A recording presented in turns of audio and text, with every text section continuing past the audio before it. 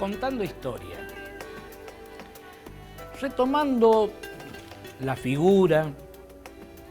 el pensamiento, la trayectoria de quien es considerado por la historia argentina el padre de la patria y por la historia mundial uno de los grandes libertadores de América, junto a George Washington y Simón Bolívar, y quien es parangonado por la hazaña del cruce de los Andes, nada más ni nada menos que con Aníbal, el cartaginés que jurara odio eterno a Roma y que cruzara un macizo montañoso con una larga tropa de elefantes y se lanzara sobre la península itálica contra su enemigo. Con Napoleón Bonaparte, quien también cruzara una alta cadena montañosa con miles de soldados, con un centenar de armas de artillería, pero sobre el mismo macizo montañoso que nos superaba los 3.000 metros de altura. José Francisco de San Martín pasó sus tropas, si bien en menor número, pero por el segundo macizo montañoso más alto del planeta. Hubieron columnas que pasaron los 4.800 metros de altura. Y en un frente que abarcó una distancia aproximada de 800 kilómetros, sobre los cuales organizó y atravesó de norte a sur, de sur a norte, para de tal manera desvirtuar cualquier defensa que pudiera oponérsele desde la Capitanía General de Chile por Marcó del Pom. José Francisco de San Martín, de quien he leído estos días una de las novelas más atractivas sobre su persona. Porque si hay algo que tiene la historia, que es abordada desde la documentación, desde la oralidad, desde la novela, desde tantos géneros literarios que abrevan en sus hechos, en sus personajes, en el accionar del ser humano a lo largo y a lo ancho del planeta, y que dan matices muy distintos, que quizás de la pincelada de todos ellos podamos hacernos una idea cabal de cuál fue la trayectoria, el tiempo que le tocó vivir al personaje elegido. Y en este caso quería compartir con ustedes esa novela, pero que puede ser una ficción en el tema, como se lo plantea. Es, de hecho, una ficción, pero con un extremo rigorismo histórico en cada uno de los personajes, fechas y actos abordados. Me refiero a la novela titulada La Gloria y el Olvido, escrita por un contador correntino nacido en Sauce, hoy radicado en la ciudad de Rosario, que plantea el nacimiento de José Francisco de San Martín, plantea sus raíces, sus orígenes españoles y guaraníticos, plantea la hipótesis de que sea Rosa Guarú no su niñera y nodriza, sino su madre carnal, y su padre, el marino español don Diego de Alvear. No obstante ello, que es discutible históricamente, hasta ahora está planteada la hipótesis y es una discusión que muchas veces lleva a los historiadores a acaloradas discusiones en torno a esa verdad histórica o ese planteamiento. Pero lo cierto es que en esa novela este contador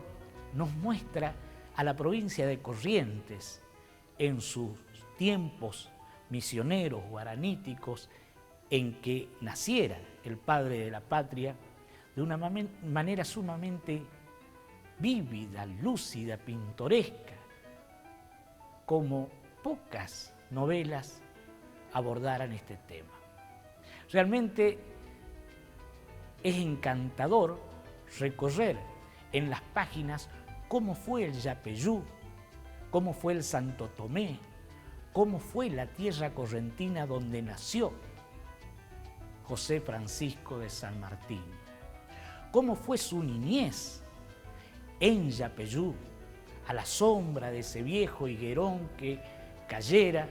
y que hoy fuera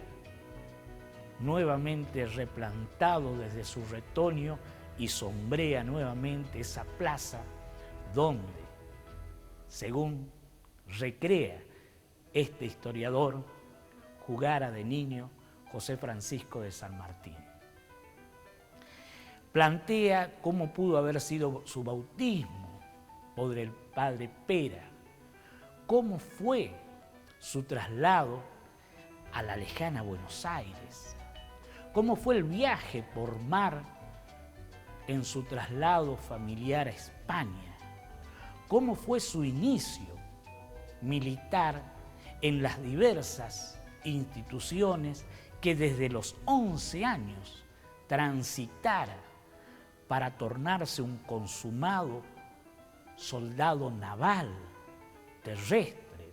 artillero, infante y finalmente caballero. Plantea cuál es ese enigma guardado celosamente por San Martín y que lo impulsó a volver a América a luchar por la independencia en contra de quien hasta hace poco fuera su rey. Plantea cómo es su relación con don Carlos de Alvear y los demás integrantes de la logia de los caballeros racionales, de la logia de Lautaro, cómo su inserción en la sociedad porteña, sociedad aristocratizante, sociedad patricia, que lo ninguneó, cuál es su difícil relación iniciática con don Bernardino González Rivadavia, cuál es su derrotero al mando del Ejército del Norte, cuál es su excusa para venirse hasta Córdoba a reposar en Saldán, y allí, o desde allí, acompañado por soldados cordobeses, pasar a la frontera de Santa Fe y de allí, acompañados por don Estanislao López, jefe de los dragones y futuro caudillo, gobernador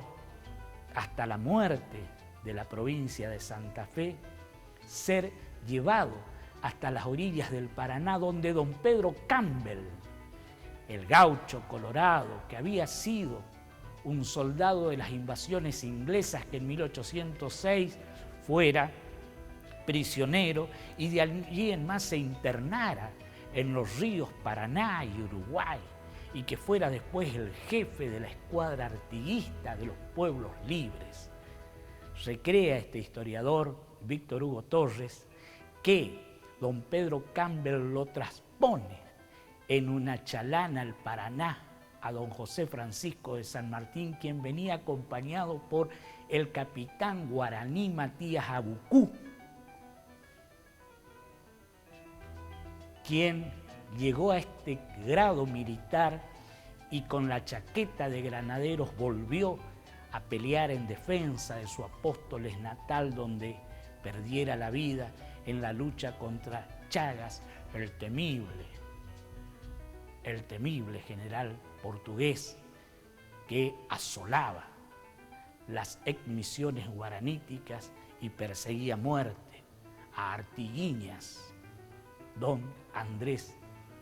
Guacurarí o Guazurarí y Artigas. Y allí dice este historiador, recreando ese viaje fantasioso que pudo haber hecho San Martín, que es un viaje que vino oculto para evitar las persecuciones políticas de los directoriales porteños, dice que San Martín, cruzando el Paraná, se internó por el Guayquiraró, llevado por indios guayquiraroes, esos que venían con la piel pintada y que veloces en sus canoas hechos de timbó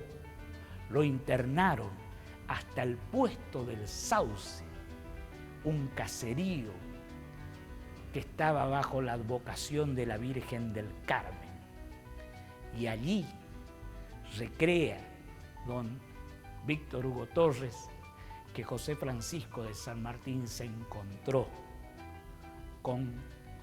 su madre carnal, Rosa Guarú. Y allí le obsequió, en esta ficción, el relicario con una guedeja de sus cabellos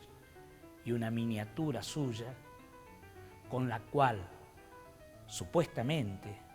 estaría enterrada doña Rosa Guarú en el cementerio adyacente a Yapeyú de Aguapé.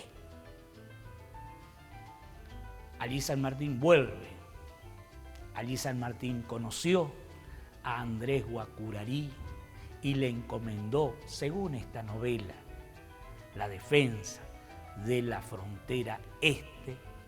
del invasor portugués que asolaba ya el lugar donde él había nacido. De allí vuelve y, abrevando en sus orígenes, se adentra de lleno a la hazaña militar más importante que emprendiera el ejército argentino, que emprendiera el Estado de las Provincias Unidas de la América del Sur, tal el nombre con que se diera el acta de la Declaración de la Independencia del 9 de julio de 1816, las Provincias Unidas en América del Sur. De allí, la misión que se le dio en los puntos con que el director supremo don Juan Martín de Pueyrredón encomendó a San Martín antes del cruce de los Andes, la misión del Ejército de las Provincias Unidas de la América del Sur era la de libertar, la de asegurar la independencia a Chile, al Perú, solamente con esta premisa, respetando los pueblos, respetando la integridad de sus ciudadanos, sin conquista, sin colonización, sí asegurando la libertad y la independencia. Habíamos llegado en el programa anterior hasta el punto en el cual San Martín es nombrado gobernador intendente de Cuyo, que estaba compuesto por Mendoza, San Luis y San Juan. Los tres estados que desde 1814 hasta 1817, en solo 2 años y medio, pusieron en pie con su gobernador y comandante del ejército de los Andes, reiteramos, pusieron en pie el ejército de los Andes que traspusiera, como dijera San Martín, las montañas más altas del globo, y como en su lacónico mensaje, tras el triunfo de Chacabuco, en 24 días traspusiera las montañas más altas del globo y dieran la libertad al reino de Chile, venciendo a los realistas, a los godos, a los maturrangos, como en ese tiempo llamaban a los españoles realistas. Pero veremos cuál fue el modo en que se organizó esa magna gesta, porque los historiadores pugnan en la geografía de San Martín, en hacerlo un santo y alguien que desde el bronce fue el único artífice de esa magna obra. Pero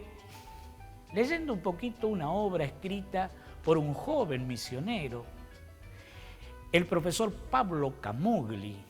La nueva historia del cruce de los Andes, encontramos datos nuevos que la historia documental aporta para comprender, sí, la magnitud de esa gesta, la preparación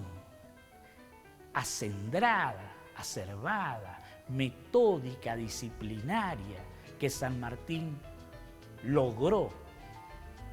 para formar ese ejército de los Andes. Primero, que cuando llega a Mendoza encontró nada más que 30 milicianos que estaban para cubrir la defensa de Cuyo ante cualquier intento realista. Chile ya había entrado en estado de libertad respecto a los realistas, pero mientras San Martín se hacía cargo de la gobernación e intendencia de Cuyo, para preparar un pequeño ejército de 1000 hombres que pudiera, atravesando los Andes, hacer pie en el reino de Chile y de allí por mar llegar hasta el Perú para atacar el bastión realista más fuerte en América del Sur, que era Lima, ocurre el desastre de Rancagua, batalla en la cual los realistas retoman Chile y la gran masa de chilenos, en un número aproximado de 2000, entre militares y civiles, trasponen huyendo de la venganza realista a los Andes y llegan a Cuyo. Llegan a Mendoza, llegan a San Luis y llegan a San Juan, peleados en 2 bandos irreconciliables. Uno al mando de Bernardo de O'Higgins y otro al mando de los hermanos Carrera. 3 hermanos Carrera y una hermana Carrera. Y entre los 2 bandos existía una enemistad irreconciliable que venía desde el tiempo de la Patria Vieja, como la llamaban en Chile. Y San Martín debió, desde ese primer momento, hacer un esfuerzo supremo, en primer lugar, para mantener el orden en su gobernación de Cuyo y para imponer el orden entre tantos exiliados chilenos que modificaron el mapa demográfico, institucional, social y militar de Cuyo. Haciendo amistad con Bernardo de O'Higgins, a quien se lo introduce en la logia de Lautaro, rodea el campamento en el cual estaban los hermanos Carrera y a punta de cañón los obliga a desistir y hace confinar en distintos puntos de las Provincias Unidas del Plata a los partidarios de los hermanos Carrera. El fin de los Carrera será trágico. Unos fueron fusilados, otro siguió la suerte de don Pancho Ramírez y en 1820 también es fusilado. Don José Francisco de San Martín impone el orden en Cuyo y desde allí, poco a poco, haciendo una economía considerada de guerra, poniendo bajo el imperio de la comandancia militar y de la jefatura política al cabildo, que era la más importante de las autoridades desde la colonia en cada una de estas ciudades, bajo su férula, bajo su mando, imponiendo férreas contribuciones, hasta exenciones, hasta decomisos, tanto a la sociedad civil como a la sociedad religiosa, porque si había un grupo que tuviera un alto poder económico con rentas propias, eran las órdenes religiosas que componían la sociedad colonial y de la reciente devenida Revolución de Mayo, eran las sociedades religiosas. Contra ellas fue don José Francisco de San Martín para intentar poco a poco formar una economía que le permitiera hacer realidad su proyecto, que era un proyecto secundario, que no le era original. Ya los ingleses habían tenido 3, 4 proyectos, uno de los cuales estudiados allá en Londres por Rodolfo Terráneo, el del teniente coronel Maitland, preveían la independencia de las colonias hispanoamericanas a través de un contingente militar que atravesara los Andes desde Cuyo y que con apoyo naval desde Buenos Aires fuera hasta las costas del Perú. Pero también ya hay que tener en cuenta que Buenos Aires había apoyado con una fuerza militar al mando de Gregorio de las Heras, quien fuera después jefe del Estado Mayor del Ejército de los Andes y que se encuentra actualmente descansando sus restos en la Catedral Metropolitana de Buenos Aires, en la nave lateral donde descansa don José Francisco de San Martín. Las Heras ya había ido en auxilio de la patria vieja de Chile y había traspuesto después de Rancagua también la cordillera de los Andes, o sea que había no solamente proyectos, sino que había ya experimentos, experiencias anteriores en el cruce de la Gran Cordillera. Todo eso tomó San Martín, pero tiene sí la originalidad y la genialidad de organizar desde esos 30 iniciales milicianos el ejército de los Andes. Convocó para ello a los granaderos que había formado en el Retiro, que se habían batido en San Lorenzo, que habían ido al Alto Perú, fueron en un número importante venidos a Cuyo para conformar el ejército de los Andes. Y también contó con una gran cantidad de pardos y morenos a los cuales libertó, porque promulgó sendos decretos y compró la libertad de esclavos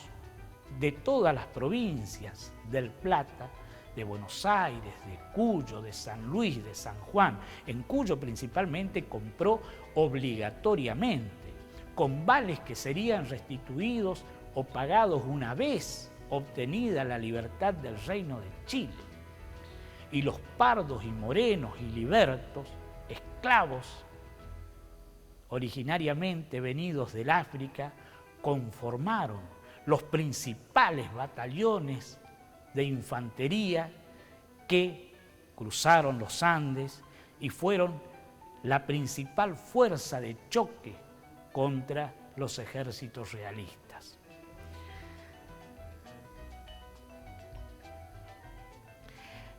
San Martín fue así, perfilando poco a poco con una férrea disciplina social. Contó con la asistencia de los decuriones, que eran especie de comisarios de barrio que tenían a su cargo el orden y un severo sistema de espionaje sobre toda la sociedad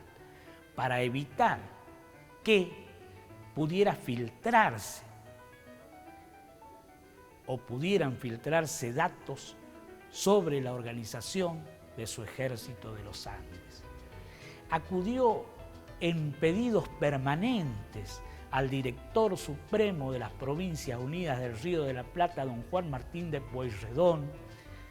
con quien se había reunido en Córdoba tras la declaración de la independencia del 9 de julio de 1816, con pedidos acuciantes de todo tipo de elementos y personas necesarias para la conformación de su empresa, a punto tal que es dable siempre leer el último discurso o la última carta que le envía Juan Martín de Pueyrredón a San Martín antes de 1817, fecha en la cual desde el 17-18 de enero los últimos contingentes parten desde el Plumerillo rumbo a la masa cordillerana de los Andes. Le dice Pueyrredón: van los últimos kilos de charqui, parafraseando, van 2 clarines que se encontraron, van frazadas, van mantas, van maneas, van riendas, va todo lo que hay y no me pida más si no quiere verme con todas las deudas contraídas y la quiebra en la cual voy a caer porque no sé cómo pagar todo lo comprometido con sus pedidos y vendido yo llegue hasta Mendoza y me una a su ejército para que me dé de comer un poco del charqui que le mando. Eso le escribía, si no lo encontrarían colgado de los muros de la muralla de Buenos Aires al director supremo don Juan Martín de Pueyrredón.